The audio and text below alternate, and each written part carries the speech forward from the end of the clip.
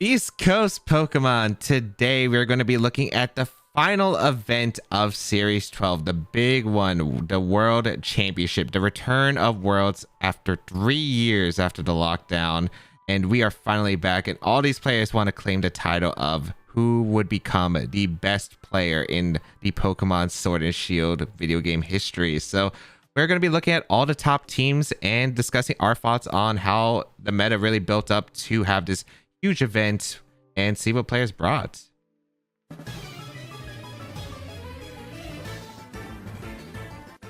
Hey guys, Cybertron. Relax, I was just gonna get there. Anyway, as this little buddy was saying, 80% of you aren't subscribed to the channel, so hit that subscribe button. It really helps. Hey, what Pokemon are you? Yeah, I think Worlds definitely always, the most exciting event to watch. And of course, James coming off a third place finish, back-to-back top fours at consecutive Worlds, which is such an impressive accomplishment. So everyone go congratulate James in the comment section below, because it was amazing watching him play. So before we even dive into just all the other teams, I mean, James, you were the best Zacian Kyogre player here. The team that you used was somewhat similar to, the team that you got top 4 at Worlds with in 2019. So yeah, how did you come together and decide that this was a good call?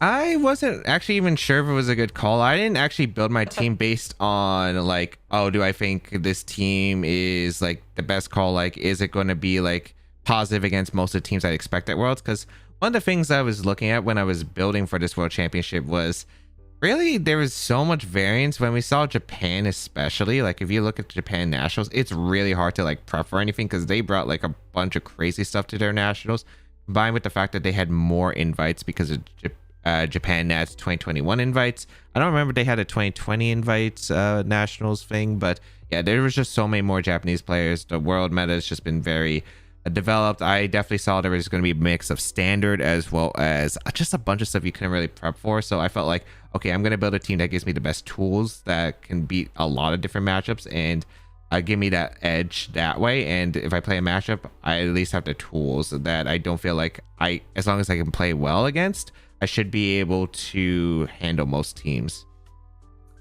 That makes a lot of sense. And I think, on paper, I think your team, the Pokemon are all definitely standard, but there are a couple of small things that I thought were really cool. Like Choice Band Rillaboom, you and I were talking a little bit about. I didn't really see anyone else in the tournament really use it, and I felt like you played particularly well with it. You went back to Indeedee as well, which I feel like a lot of players started dropping in the latter months of Series 12, and then Assault Vest and Sinnoh as well. So, yeah, like what were the decisions behind some of those choices?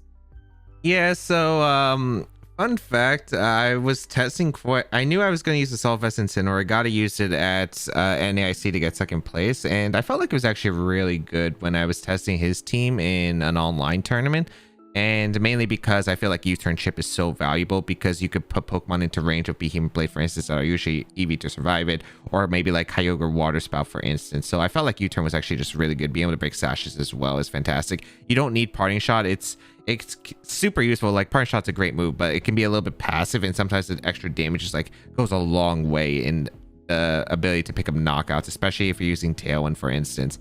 A Choice Band of Rillaboom was something I really feared for a while, and I had like 2 Rillaboom sets I really wanted to try out. There was one with a White Herb and Sword Stance Acrobatics, which I was considering, and it was mainly because it would be able to help out against Venusaur that they might not expect it to be able to Sword Stance, have Grassy Glide, Pressure, and then like have Airstreams, and as well as Acrobatics could be procced with the White Herb, gaining the extra power.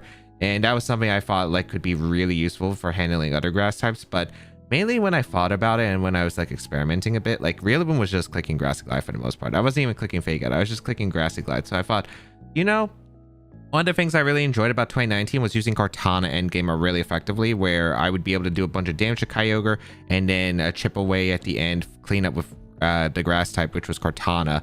And something that I feel like a lot of the Kyogre teams, especially with like Grimmsnarl that we see standard, or like maybe the Whimsicott teams with the Rillaboom combination, is like the Grassy Glide is not able to finish off some Pokemon that Kyogre like got the huge damage on. So I thought, Choice Band Grassy Glide actually gets some really cool combinations, especially with this team. For instance, Choice Band Rillaboom Grassy Glide can just like Oko a Kyogre through Intimidate, for instance, and 75% to a Dynamax Kyogre, which is very, very strong damage. And I thought it was very impressive throughout, like Grassy Glide from Choice Band to Rillaboom into Behemoth Blade from Zacian can Oko a Dynamax Thunders, for instance. So Jeez. I really thought that the combination was really good. It was a really good cleanup, and it was just like really good because I felt like the Kyogre answers aren't the most solid. You have my Max Lightning Kyogre, which is a good tool, but having the Choice Band Grassy Glide just seemed stronger, and I was always underwhelmed by Miracle Seed damage, so Choice Band just made a lot of sense to me. I absolutely love it.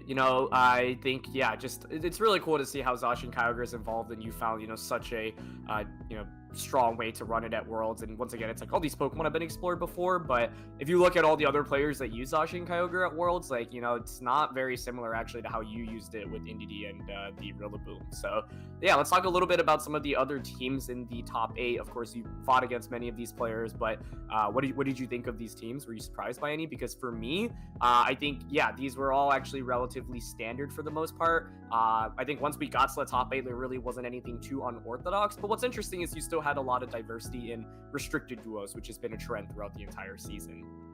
Yeah, so obviously we had Eduardo Cunha, who's a great friend of mine, who ended up winning this, and he's been using a team that I also used a similar version to at NAIC, and I know he's been working on the team extensively, and overall, I'm not surprised he did well. I was actually very surprised that Kalizak actually was going to be doing this well at the World Championship. Yeah. Like, I felt like I could see, like, my initial prediction is there were 2 players I'd bet on, which was Emilio, Forbes, and Edu, to do really well with, like, the standard Kalizak if they decide to play it.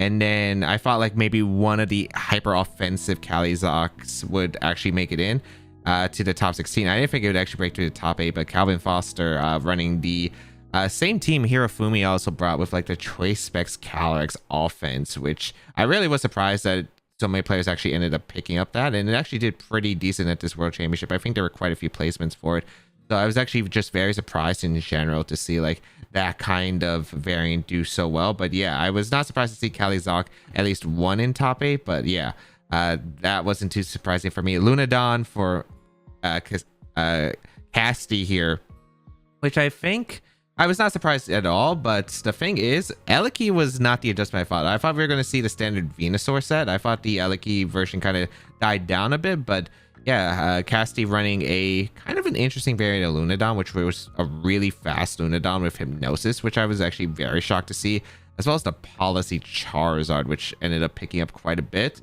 And I was not expecting that variant to do well, but Lunadon was definitely on my radar. Paul Chua with the top 4 in the Kali-Ice Palkia. And I was not surprised at all to see at least one Kali-Ice Palkia do well at Worlds. I knew that there were going to be a few masters of Kali-Ice Palkia just doing well. Paul's been using, like, Kali-Ice Palkia for the entire season. He had a few different tricks with the really, really bulky Palkia with Flamethrower, which was pretty interesting. And yeah, overall, I'm not too surprised on that one.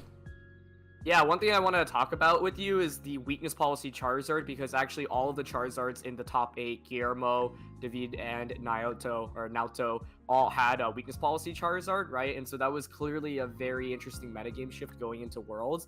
And, you were a player who obviously did really well at Worlds and prepared extensively for it. So was weakness policy Charizard, like, really on your radar? Would you expect most Charizards in Day 2 to have policy? Because I know when I was, watching the games, I was like, I think, like, almost all but one Charizard on stream actually had weakness policy, which I thought was wild.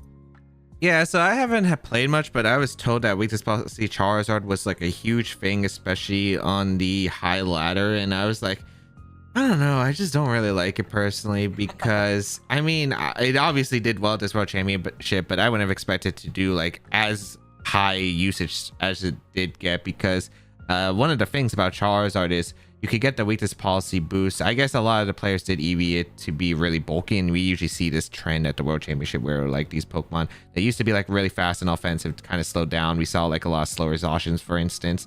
And yeah, like, we just saw this Charizard where if it got hit by a super effective attack, you're able to get the policy boost and then just dish out so much damage. But the thing is, you have to have the ability to actually, like, get that policy off, or you at least have to have the sun, or it's not really going to be doing too much damage, and that's kind of the downfall. But at least you could survive a lot of super effective moves, usually with screens on Grimmsnarl, which most of the weakness policy charts did have. I was expecting this many, but yeah, it was something that I was like, okay, this will probably be on, like, a few teams and maybe, like, a few Rinnia Suns. I wasn't actually expecting Rinnia Sun Eater to be, like, super common, Yeah. but it ended up like really pulling through. And it's actually funny because I was talking about our runs. Me and Paul were talking, and like we only faced one Rinja Sun throughout each of our runs into the top 4. So yeah, I was very surprised to see how much usage it had day 1, but I felt like day 2 kind of like they didn't, most of them failed to do as well. I think there were only like 2 or 3 that really succeeded. Yeah, ultimately, there were 2 other players in the top 16 that also had Rinja Sun outside of David, who, of course, made it to the top 8 with it. One of them is, of course, Rinja, the player himself. So we've talked about Rinja Sun, but for those that might be wondering what that archetype is, basically, Rinja Kobayashi, a Japanese player, came up with this core of 6 like months ago, right? And he was really the first player to popularize the team. And then lots of other well-known players like Chongjun Peng and Eric Rios ended up winning majors, throughout the season with it. But Rinja was at Worlds and actually made it to the top 16 with his own version of Rinja Sun. And what was interesting about this is it also had the weakness policy on the Charizard as well. So yeah, definitely, not really surprising to see him bring it to Worlds, but I thought it was cool that he ended up piloting it. And then you also had Eric Rios, who was one of the best players of Rinja Sun throughout the entire season, also in the top 16 with it. And so once again, it was just weakness policy Charizard all around. And I thought that was really interesting, where I think all of the Charizards actually in the top 16 also were weakness policies. So like you brought up, I obviously wasn't preparing for Worlds as a player, but I really didn't think there'd be so many Rinja Suns. And like on day 1, like we had so many on stream. On day 2, I think like the first 4 rounds of the stream, like 3 of them feature at least one Rinja Sun team. And so, yeah, it seems like people were just kind of going back to the basics and saying, hey, this is still one of the best teams in the format, but ultimately, wasn't able to win the entire event or actually even crack into the top 4. Yeah, it was pretty shocking. I felt like I was like watching day 1 streams, and I was like, there's no way there's this many Rinja Suns. There's no way this tournament's going to be dominated by Rinja. I was just very shocked, I think, at that point. But yeah, it ended up being a pretty big thing. And yeah, there were quite a few players who were using Rinja Sun. You mentioned Eric Rios. You mentioned Rinja, of course, himself. Davide, who was the top placing. You had like some players like come out of the gate, like for instance, a lot of the players who made it day 2, like Chepa Cross, who went 4-3 in day 2, as well as like Maddie Moo also ended up making it to day 2. So yeah, it was actually had a really strong showcasing at this event. Yeah, going through the rest of the top 16 teams, I think, easily one of the most exciting teams in the tournament was David Kotesh, who won on stream in day 1, using a very interesting Dialga Evoltol team with Ferrothorn and Gyarados. And so, James, you and I have done a lot of kind of content about each of the tournaments throughout the year and the meta, and I feel like I've always been a big believer in Dialga and Solgaleo, but I'm like, it's really hard to make work, and not that many high-level players have really explored it. So I was really excited to see David bring this team to Worlds, because I thought it was, very off the wall, like something that players will just have no experience against. And the team was really interesting because like it utilized Dialga offensively, but then it would use Ferrothorn to like receive the defensive boost from Max Steel Spike and Max Quake, and then make Ferrothorn very difficult to KO in end games. And the Ferrothorn itself was really good into a lot of those trick room oriented teams.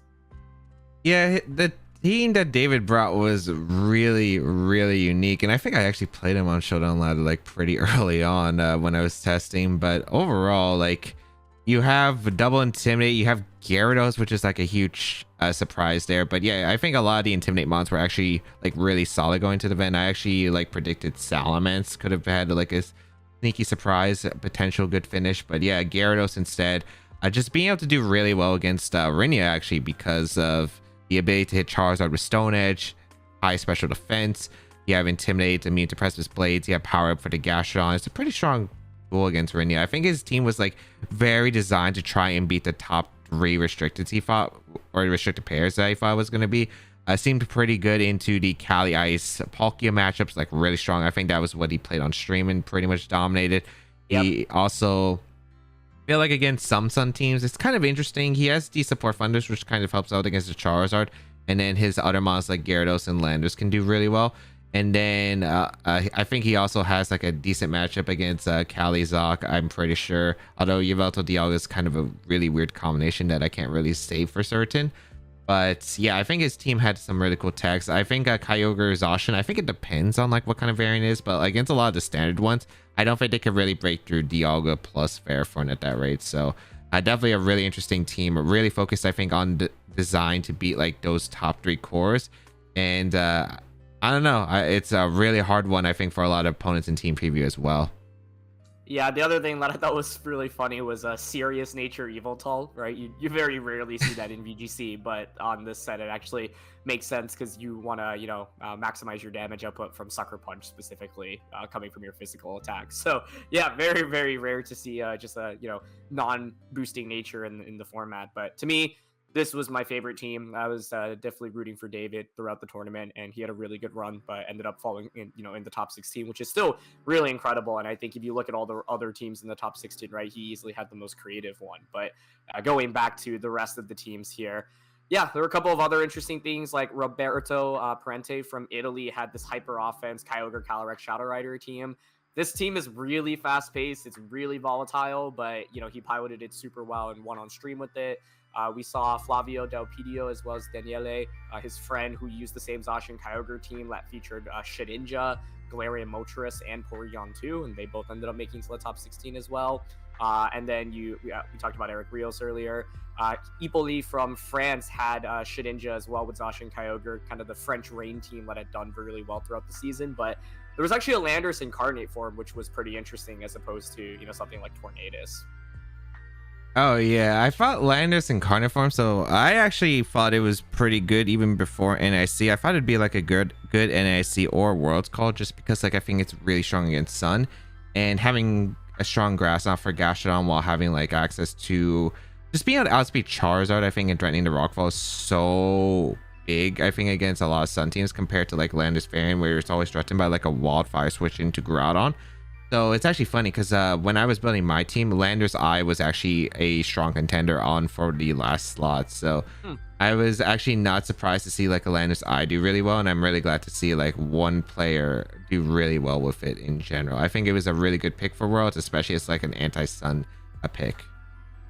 Definitely. Rounding out the top 16, you had Ko, who was the Senior Division World Champion 2019, using a Zacian Kyogre team. So of course, there were a bunch of other players that managed to top cut, but lost in the first round of top cut.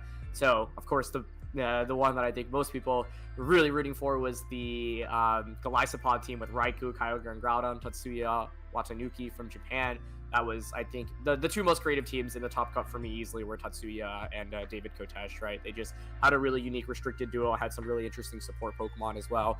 Tatsuya had a Golisopod to deal with Pokemon like Rillaboom, for example, and then had this like bulky Raikou as well, which can, Volt Switch to activate Weakness Policy on Kyogre, and his Groudon was really speedy as well. So yeah, I haven't really seen any other players use Kyogre or Groudon like specifically well in combination with each other this format, and he not only got top 8 at Japanese Nationals, but of course 17th at Worlds as well with it. Yeah, and then we just see like a lot more of standard teams, I feel like, in general, that we would expect. A lot of Kyogre Zacians, especially from Leonardo, for instance, from Kinagawa, and from Alex Soto. I feel like a lot of these teams were pretty standard for the most part, but there were like a few players who ended up like taking like a standard 6 and making a few slight adjustments that could catch players by surprise. For instance, I believe Adrian Hurley, if he used the same team from day 2 as day 1, and Palkia was actually really fast. I'm pretty sure it was like a timid Palkia on that team with Cali Ice, which is not something you typically would see. So you could definitely catch your opponents off guard, especially with the Electro up Eliki making a fast mode where you're trying to prepare for Trick Room instead and probably bring more bulkier threats. So there was also for instance, Nils running a Yvel Ogre team, which isn't too surprising, but the Amoonguss did have a bit of a surprise. It was a very fast variant with Focus Sash, and the Yveltal was Black Glasses with no Protect and just Tailwind as well. And then the Motoki Agano, I'm sorry if I butchered that name, I'm bad for pronunciation, but I had pretty interesting stuff with Room Service Palkia that allowed him to outspeed his Calyx Ice under Trick Room, get a side flamethrower off to proc Weakness Policy, and had multiple ways to do it with Hexamungus, the Misty Seed Shadow Ball, Tapu Fini, as well as U-Turn Incineroar. So there were quite a few like standard teams, but also a lot of teams with like slight techs in their specific matchups, and I felt like that's what we were going to see at this World Championship, basically.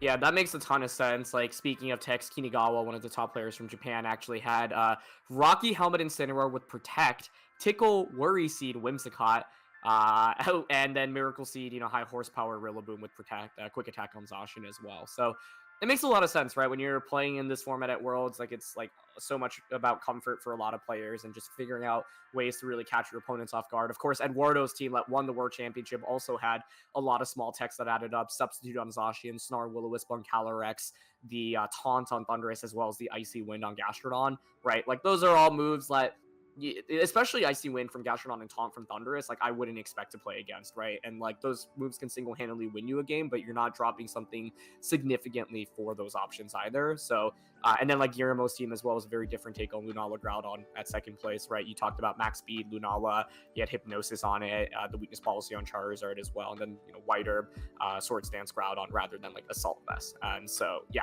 I think, you know, the general trend in the top cut here is a lot of standard teams with some very interesting tech moves or tech items. For example, for your team, the Choice Band Rillaboom. And then, of course, there were some standout teams that were completely off the wall, like David Kotesh and Tatsuya as well. But overall, I'd say, yeah, in the top 26, this made a lot of sense to me as to, you know, the top teams at Worlds. I think just a lot of strong players using comfort picks and things that they're familiar with, and there weren't too many crazy restricted duos, but, you know, credits to Nils for using Yveltal Kyogre. He was the only Evil Ogre player in top 26. Tatsuya, of course, with Kyogre Groudon, and then Kotesh with Dialga and Yveltal. So looking past the top cut teams, you know, some of the 4-3 teams, was there anything like caught your eye?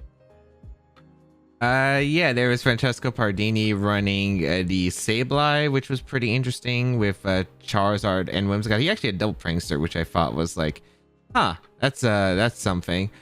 We have the dual weather team from Yosuke with the Torkoal and Kyogre, and he actually was like a very big pioneer of this team back in the singles restricted format. I believe it was Series 8, and he was a very well-known player for using this, was constantly on the high ladder. I think he even like just top ladder a bunch of times, and yeah, it definitely was really cool to see him play at Worlds and do really well with that team. Overall, a lot of the teams I feel like we saw were pretty much standard. We saw a lot of Zacian Kyogres, for instance, and I mean a lot of different variants. We've seen the Tornogre stuff, like for instance the one that Marcus has been using. We saw some Zacian Groudon as well. And yeah, I feel like there isn't too much. There was Sho actually, who was the runner-up at Japan Nationals, actually running, I think, his exact same team from Nationals with the double choice item with Choice Scarf Yveltal and Choice Specs Kyogre, which is always a pretty interesting treat to see. And yeah, then I don't really think there was too much other than maybe like the Terrakion we saw from Alex with the Solgaleo and Calyrex Ice, which is a very interesting restricted duo right there. Yeah, Alex definitely had one of my favorite teams from the tournament as well, even though we didn't get to see him play on stream. It was Solgaleo, Calyrex, Ice Runner. I believe it was coaching Terrakion with Focus Sash as well. So the idea is both of your restricteds are physical attackers, and you can further boost them up with coaching. Terrakion in itself is pretty nice into opposing Charizards as well. So Solgaleo was a Pokemon I really wanted to see do well at Worlds. There weren't very many Solgaleo players, and Alex was the best Solgaleo player here, but definitely a very, very off-the-wall set. You also had Kota from Japan using a Zekrom Kyogre team with the Entei and Celesteela. And while we're on the topic of Celesteela, I want to talk to you a little bit about it because, of course, James, you had to beat it to get to the top 4, and Megan Rattle from Australia had a Celesteela, which I thought was a really smart call for this World Championship.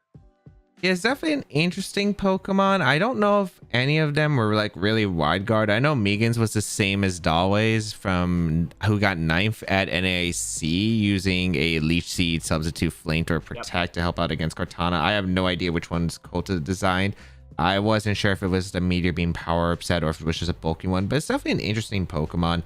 Mainly really good synergy with Kyogre, of course, being able to protect it from fire type attacks that are strong, and of course one of Celesteela's biggest enemies probably is going to be the Charizard specifically in this format, but with Zekrom and Kyogre you do have pretty good ways of threatening it at least. And yeah, wide guard it would be very helpful if you do run wide guard, or Leech Seed stall can like really be effective. But if you're able to get the Leech Seed, especially against like most Zacians, I don't think any of the Zacians were carrying wall charge in this format.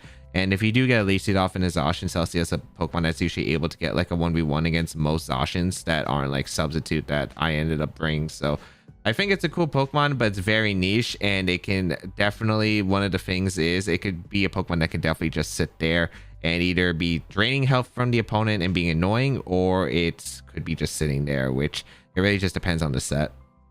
Absolutely. So yeah, one of the other 4-3 teams was Ben Grismer, who played on stream on day one as well, and he was using this really aggressive like Kyurem White team with a lot of support like Sableye, Ditto, and Shedinja. So plays in a very different manner from pretty much all the other teams and archetypes in this format. He ended up finishing 4-3. So once you look past there are some other interesting duos that caught my eye, right? Like Alex Gomez using Groudon, Calyrex, Ice Rider. I know this was something what some Japanese players were using towards the end of Japanese nationals, and so it didn't really do super well at this Worlds, but not many players really brought it either. Juan Salerno using Calyrex and Lunala. Jonas using Eternatus and Kyogre, Marco Fierro using Zacian and Lunala. For the most part, though, a lot of the restricted cores are still what you'd expect. But of course, we have to call out Shoma Honami, who made it through day one with this really interesting triple steel team with Zacian, Dialga, and Ferrothorn, and he had a Meowstic on that team too. Yeah, that was a crazy one right there, and he ended up performing really well with it day one, obviously making it into the day two. And yeah, the fact that honestly his team was pretty good against a lot of things, potentially like a lot of standard Zoc Ogre players would not like dealing with Fairforn and Dialga, as well as like Calyrex Ice, and the Palkia teams definitely don't like facing this. So it's just really cool to see. I think in general, it was like a pretty similar idea to David Kutesh. So it was actually just really cool to see like two different approaches to like that style, where you have like three Pokemon similarities, but take a different complete approach. And then the one other really wild team, Kotaro, from Japan, using Dialga and Giratina Origin form, the only Giratina player in the entire tournament. I believe he had made it through day one as well, so ended up finishing 3-4. But this is actually an archetype that he had created like months ago, and I think he used it in like the Japanese Nationals online qualifiers, and so it's cool to see him stick to that core and bring it to Worlds here as well. But overall, I will say I was actually expecting a lot of the Japanese players to bring more like kind of crazy duos, but a lot of them ended up sticking to Zacian Kyogre and Zacian Groudon, which I guess isn't terribly surprising. I thought one of the strengths of Japan maybe at this Worlds would be there's first of all so many Japanese players, and second of all I think a lot of them will use really crazy stuff, but I think the day 2 meta was actually a lot more centralized than what we saw in day 1, which is really interesting because I feel like there are so many strong players in day 1 who may have been eliminated because they just played like really crazy stuff that they really could have never prepared for, whereas in day 2, I don't know about you, James, and your experience playing through the Swiss rounds, but it feels like most of the players were using things that weren't completely out of the ordinary. Yeah, this is usually the story, especially with day 1 and day 2 when you have a restricted format like in 2019. It's just day 2 is a lot more centralized, and then day 1, unless like some really crazy teams like Shoma's team, for instance, and David Kutesh's team like show up to get through to day 2, it's like usually you'll have like more comfort and usually just better room, where day 1 you have so many players, which add more variance to it in general, where you could be facing a lot of standard teams, or you could just be facing like a lot of crazy teams that you would have never expected. And I mean that's something about day 1 that you definitely, I think as a day 1 player, is definitely nerve-wracking, because your team has to be really overall balanced, or you could just get washed by these unfamiliar matchups. And I feel like that's something we've talked about, especially during our Worlds preview, that day 1 could definitely be the place where a lot of strong players get drowned out. We saw quite a few actually just like get early eliminated. For instance, Wolf Glick going, I think it was like 2-3 start. I think Aaron Trailer went 3-3, and Emilio going 1-3 as well. Like I think that's absolutely insane. And yeah, that's just the thing. Like Worlds day 1, you could be facing a lot of standard stuff, and you could definitely get caught off guard. Yeah, and I think Hirofumi, I believe, lost in the last round as well. Of course, the runner-up from the 2019 World Championship, multiple-time Japanese national champion. So, those are all players who would have, if they advanced to day 2, you could even see as heavy favorites to potentially win the whole tournament, right? But this format was really volatile, and in the end, I think, yeah, like day 1 is just a whole nother field and a whole nother level of competition. So, yeah, I guess like for my take on the teams overall, yeah, I was just overall, I guess I wouldn't say I'm surprised. It made sense that a lot of the players ended up just going with things that, were proven and tested to have been really good, and just figured out ways to optimize things that they were most comfortable with. But yeah, my main surprise is not seeing some of the more Japanese players maybe explore like interesting restricted duos, where a lot of their best players just ended up bringing different variants of Zacian Kyogre and Zacian Groudon to varying degrees of success. And of course, Naoto was coming so close to becoming back-to-back world champion, losing the top 8 against Edu there in the end. But he had a slightly different take on Lunala Groudon as well, where he ended up having the weakness policy on Charizard, the trick full incense on the Grimmsnarl, the bulk up leftovers on Groudon with Heat Crash, and then critically the wide guard on Lunala, which was his way of kind of patching, matchups against Pokemon like Kyogre and Calyrex. But yeah, overall, I think like the top 8 teams, nothing really surprises me in top 16. Obviously, we talked about David Kotesh, and then Tatsuya at 17 plays. But overall, yeah, I would say coming out of this Worlds, a lot of these teams were teams that make sense. But I will say, like, Eduardo winning with a team that had been out for months, and I think a team that not many players had pegged as maybe the strongest, was really impressive to me in particular. Yeah, especially since I've seen quite a bit of disrespect on that team, but the team is really solid. It's just a really hard team to pilot. It really is not something like you can just pick up and expect to do well. It is a team that requires a lot of understanding of what you can do, because you will get washed otherwise. And this World Championship, I felt like there was a lot of stuff I pretty much expected, or like was like, okay, this is in range of my expectations. The only ones were like the popularity of Rainier Sunday one. I mean, that one was like the big one. And then there's just like, this a few surprise Pokemon that end up doing well. We didn't talk about them much, but like some players, even though they didn't do super hot at this tournament, they brought some really interesting picks. We saw Mamoswine, we saw Mienshao, we saw Jinx. We've seen multiple Entei actually. Like, it's just we saw more Landers Eye actually. I think it's just really cool to see like how it builds up. We saw Colossal actually being brought, which is from San Pandelis. Overall, I think this World Championship a lot standard, and yeah, I was very surprised about like how Japan, I felt like, brought more of standardish teams. Also, I was very surprised how many Japanese players did well in day 1, and then I felt like day 2, like I think there was a lot of team kills, unfortunately, so there weren't as many in Japan and Cut, especially because Naoto was actually the highest ranked Japanese player in the top 8, and then there was only like 3 in the top 16 in total, so that was a little bit of a shocking surprise to me. But overall, yeah, also European finals, which was also kind of crazy too. Yeah, overall, I think like some of the, so many of the players that were in that final 8, yourself, obviously, Edu, Guillermo, Paul, like that is such a strong top 4, honestly, right? It's like players that have been playing for so long, have been so good at the game. And so I thought the matches were all really high quality. And it was fun at the end of the day that like all the top 4 teams were, actually very different from each other. I know that, yes, they're all standard relatively in terms of composition and maybe Pokemon, but they all had really unique sets that set it apart from some of the other ways that players are running it. And overall, it was my big question as always was, is Zacian going to win the tournament? And it was one game away from losing, but at the end, Edu managed to pilot Zacian to the top. And of course, you were the second best Zacian player in World. So, what's the verdict? Is Zacian just broken? Yeah, no, it's pretty good.